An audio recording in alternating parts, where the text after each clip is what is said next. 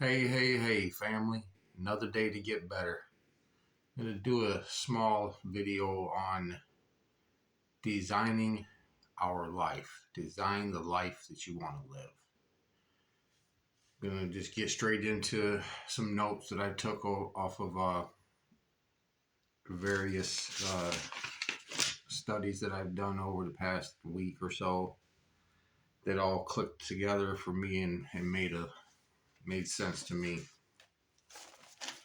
Just going to read off of here. So designing your life. What do you want to grow into in the next phase of your life? So many of us focus on changing the external, the things on the outside of us, and this turns into an endless cycle that gets us nowhere. It is not too late or too soon to figure out where you are going, what your vision is for your life. Start where you are with what you have and do what you can do. So one big area that motivates us is a sense of control. It gives us meaning in life if we feel that we have some sort of sense of control in our lives. A sense of control is not just the choice itself that we make, but it also has to do with physical, social, and emotional feedback after the choice is made, which is biopsychosocial. So psychological is emotional, social is obviously social, and then physical. And I had mentioned some biopsychosocial things in my video on progression from healthy living into chemical dependency video.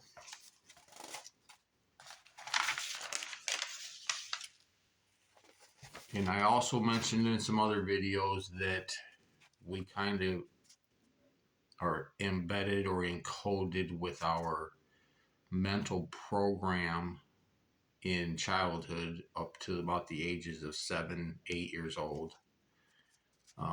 People will never rise above the opinion that they have of themselves.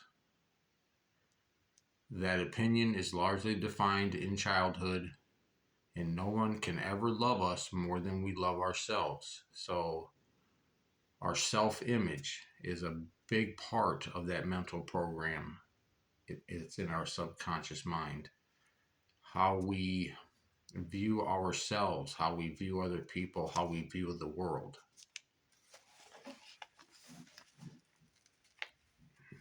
And what has a big impact on that is our environment. I mentioned in a video that I went to my aunt's house for Christmas, that she had all these sticky notes everywhere that just had affirmations and goals and I guess the direction that she wants to take her life, things that she wants to manifest in her life.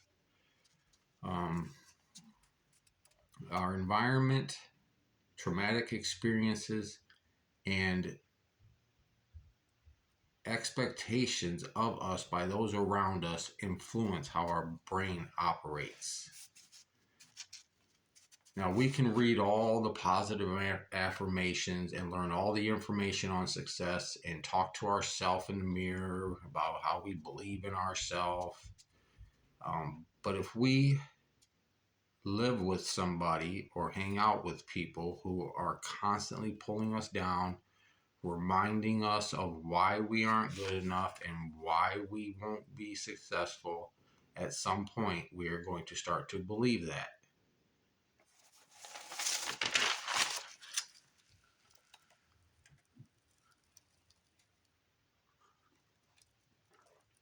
It's just the natural way that the brain works, man. It's just how we're wired. It's how we're built. And if we can get an understanding of how we operate as humans, we can change the whole trajectory of our life, the whole direction that our life is going in. And if we're really good at it, we can design that life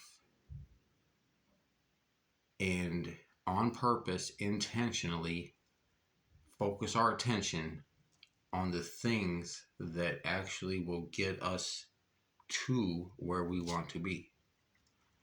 A few steps that we should take is stop putting the wrong things in, which is stop putting the wrong information that's going into our brain. Stop.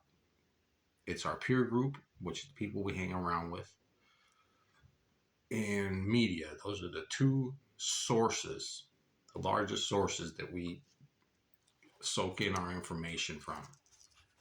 So we stop putting the wrong things in, which is, as Billy Alsbrook says it, starve the illusion, and we start putting the right things in. So we replace the negative with positive, start putting the right things in, and as Billy Alsbrook puts it, feed the dream. So he always says, feed the dream and starve the illusion. And we should get the things that shouldn't be in our brains or in our mental program out. Self-mastery is the key. The most important conversations we have every single day are the ones that we have with ourselves. Over 600,000 thoughts a day go through our minds. So, like I said, we design our life with intention. So we intentionally, on purpose,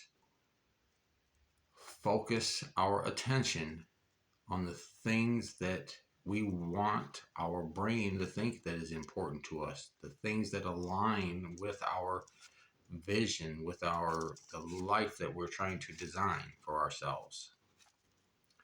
So we take an intention and embed it into our subconscious mind. And how we do that is by looking at where we want to go, the life we designed, our goals, and we create habits around those goals, and we participate in those habits repeatedly, consistently. Repetition lays down the circuitry in the brain. So, as I said in another video also, that feelings,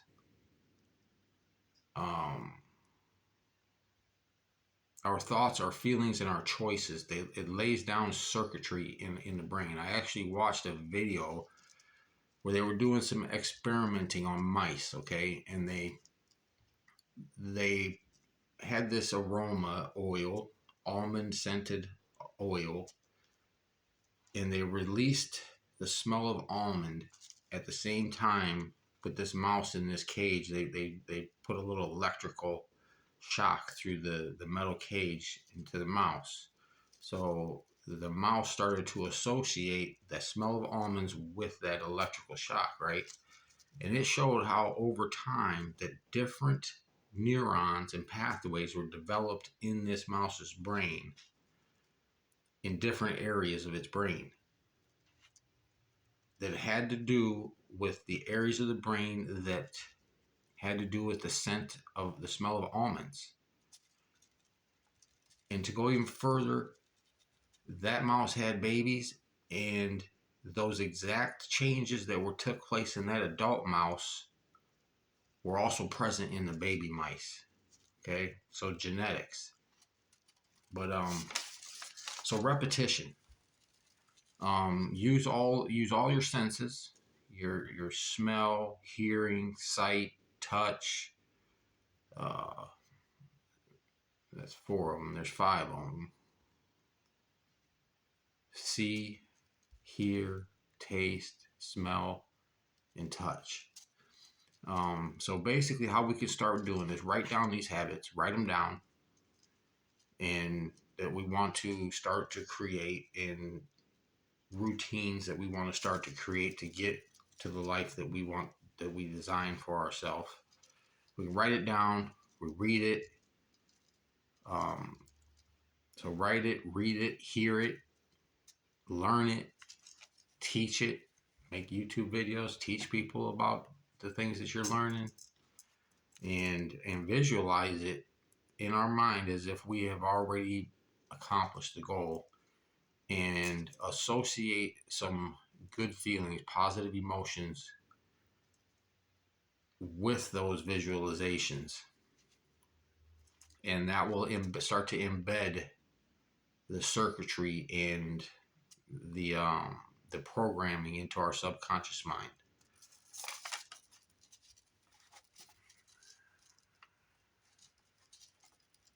And then once we do that, once we start doing this to create these habits, our new code, our new mental program, certain areas of the brain start to go into action and start working together, and they start to redevelop kind of the way we see things almost. Now this takes time. It's going to take intention. It's going to take consistency to do this stuff. Like I said, we didn't get to the point that we are overnight, over a year, 2 years, 6 years, 7 years. I don't know, maybe since our mental programming was embedded over about a 7 year period in childhood. Maybe if we do this for 7 years, um, that it might start to be more noticeable, more embedded, just an idea, just a thought that just crossed my mind. Okay, in those areas of the brain that are activated, so this is some areas of the brain, some information about how our brain works. And I wrote, focus your attention on your intentions. Now, the RAS, which is the reticular activating system, it can be trained to help you focus on what is important to you. It can help you filter out doubt and tune into opportunities that can help you achieve your goals.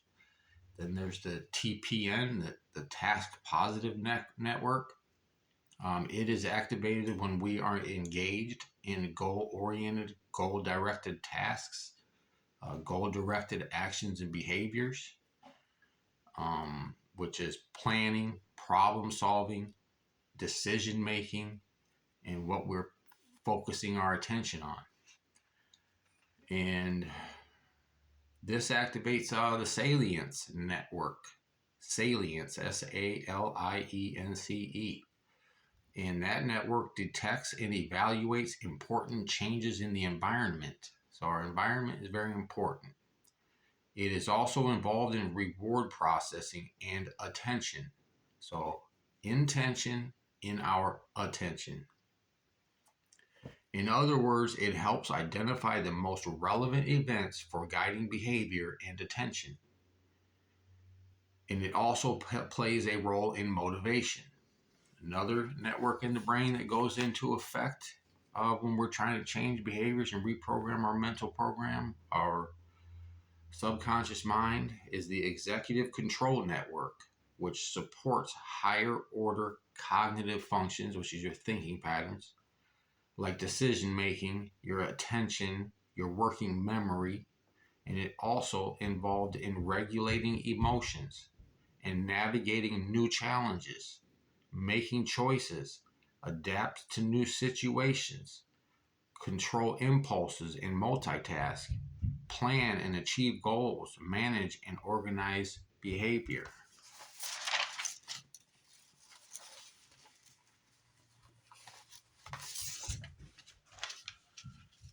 All right, so there are a couple of different modes that we operate on, and that is basically autopilot or intentional.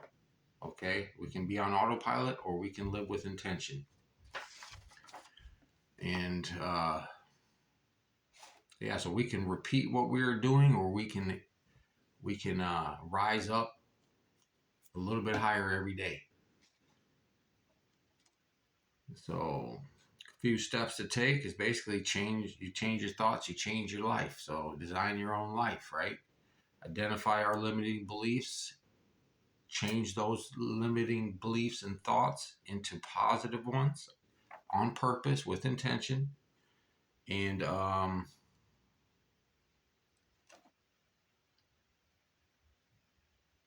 yeah, so I had mentioned here that we can learn all the information and say all the affirmations we want and all of that, and we can have all types of knowledge, but if we don't put that knowledge into action, that's a big step. Put that knowledge into action. Nothing changes. And how I know that what we focus our attention on and being intentional in our attention is that when I started to get sober, when I got sober and I started to focus my attention and intentionally change certain areas of my life, like finding a place to live, I did that. When I intentionally put my attention on regaining my driving privileges, or getting a vehicle, regaining my driving privileges, going through all the things that I had to do, which is an occupational driver's license, a breathalyzer in my car for 3 years, and all that. I did it. When I focused my attention on intentionally graduating college after 6 years. I graduated 2 different programs. I did it. When I intentionally focused my attention on becoming a master certified automotive technician and advanced level specialist, I did it. When I intentionally started focusing my attention on my finances, saved myself up an emergency fund. I started a brokerage account and started putting some money away for the future. I've taken advantage of the company's 401k match, so I have a 401k. So when I intentionally started focusing my attention and taking in that information, so like when I'm trying to do something, I'm constantly looking up information on that thing that I'm trying to do. And so I'm taking in the right information. I'm not taking in the wrong information, and started, the thinking reports and becoming aware of the thoughts that are going through my head, and getting those thoughts and those thinking patterns, the way that I viewed myself, limiting beliefs and stuff like that, getting that out. So just wanted to share that, get a video out to you guys today, and share a little bit of information that I actually took all these notes and found this information. This information wasn't a part of the challenge incarceration program that I am sharing most of the information and concepts out of. But yeah, I'm gonna get on to the last thing of every video, and I'm gonna read the daily journal entry for October 26th of 2011. What was positive and what was negative about today? For me, the positive today was getting up early, going out on work crew, PT, and a good meal. Negative things were that I developed a blister on each hand. I am sore and my lungs are shot from smoking 2 packs of menthol cigarettes per day. What were the main feelings I experienced today? Thankful for the fresh air and time outside the institution, and useful because of the work I did for the DNR today. The sergeant put his initials there. He saw some significance in that statement. I had to acknowledge it by writing yes, sir. So the next time he looked in here, he seen that I acknowledged his initials. What helped me make it through today? Taking care of the day's responsibilities and obligations with CIP, Challenge Incarceration Program. What did I learn today? I learned that I barely know my true self. Wow. I barely know my true self. I have developed so many different selves and defense mechanisms, and to be accepted and approved / validated by others, that I gave up on my true self. Wow. Okay. So design the life you want to live. Stop taking in negative stuff, start taking in positive stuff, and eliminate stuff that shouldn't be there. Thanks for watching. See you guys in the next video. Thanks.